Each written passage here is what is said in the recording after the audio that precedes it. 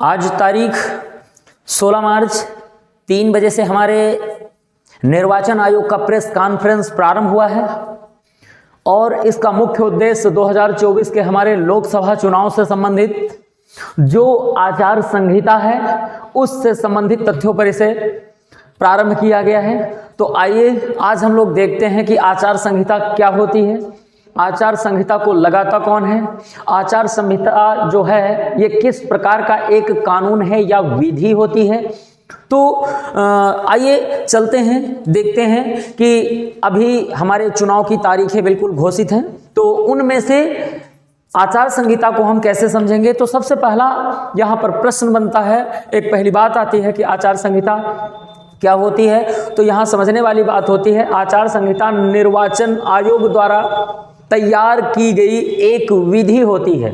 जिसके अंतर्गत यह निर्दिष्ट किया जाता है कि हमारे केंद्र सरकार हो और चाहे तो राज्य की कोई सरकार हो, यानी कि कहने का मतलब है कि संसद की बात हो रही हो, संसदीय चुनाव की बात हो रही हो, चाहे तो विधानमंडलीय चुनाव की बात हो रही हो, उनमें से कोई भी चुनाव हो, उन चुनाव के जो सत्ताधारी पार्टी के दल के नेता हैं या फिर नवनिर्वाचित होने वाले हमारे प्रत्याशी लोग हैं, तो यह किसी भी प्रकार से कानूनों का उल्लंघन न करें और अपने वोटरों को किसी प्रकार से लुभा न सकें, जिससे एक पूर्ण निष्पक्ष चुनाव भी संपन्न हो सके।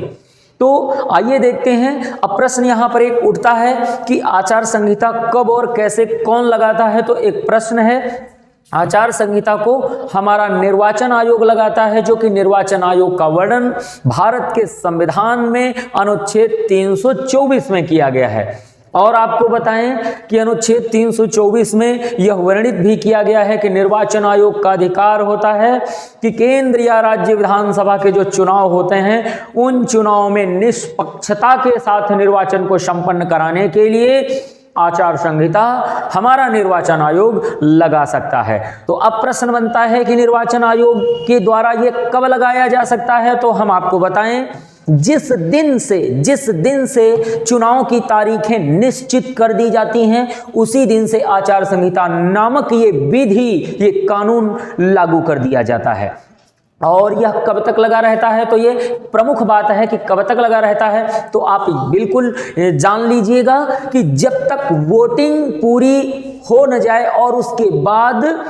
जब तक मत की गणना नहीं की जा सकती है तब तक यह आचार संहिता लगी हुई होती है। तो आइए देखते हैं आज हम लोग आचार संहिता में कौन सी ऐसी चीजें हैं जिन पर जो है प्रतिबंध कर दिया जाता है। तो सबसे पहला यहाँ पर प्रश्न बनता है कि जैसे हम बात किसी भी प्रकार की सरकारी जो है योजना की करें, तो हमारे सत्ताधारी जो पार्टी है, जो दल है या जो विपक्ष है, उनमें से अगर जिस दल की सरकार है तो वह किसी भी प्रकार की नई योजना का जो है समायोजन नहीं कर सकता है। फिर अगले अगर हम बात करते हैं कि ये हमारा जो नई प्रकार की जो हमारे वैकेंसियां हैं या फिर हमारा जो सरकारी नौकरी का नया नोटिफिकेशन है वो नहीं निकाला जा सकता है। क्यों? क्योंकि यहाँ पर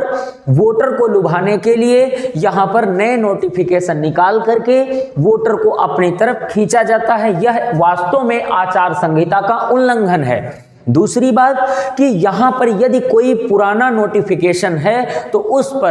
पर उसकी पुरानी त्वरित कार्यवाही जो चल रही थी वह चलती रहेगी, परंतु किसी प्रकार का नया नोटिफिकेशन नहीं आएगा। हाँ, फिर से हम बात करते हैं कि यदि हमारा केंद्र सरकार या राज्य सरकार का जो सत्ताधारी दल है या सरकार है या फिर हमारे जो प्रतिनिधि हैं वो वोटरों को लुभाने के लिए किसी भी प्रकार से धार्मिक प्रकार का भाषण नहीं दे सकते हैं, यानी कि यहाँ पर मंच के लिए या फिर प्रचार के लिए किसी भी मंदिर, किसी भी मस्जिद और किसी भी गुरुद्वारा और चर्च का प्रयोग नहीं किया जा सकता है। और बात करते हैं कि यदि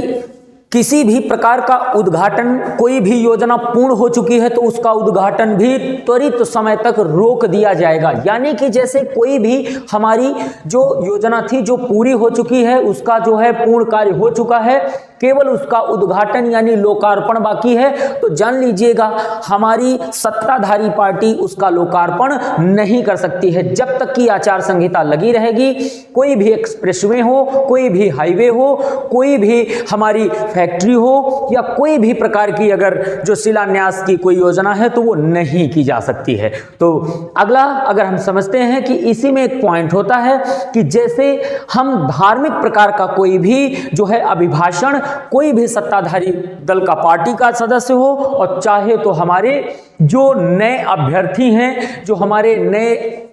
हमारे अभ्यर्थी वो भी किसी भी प्रकार का जो है अभिभाषण धार्मिक रूप का नहीं दे सकते हैं। फिर बात करें कि ये जो आचार संहिता है इसका कानून ये कहता है कि यदि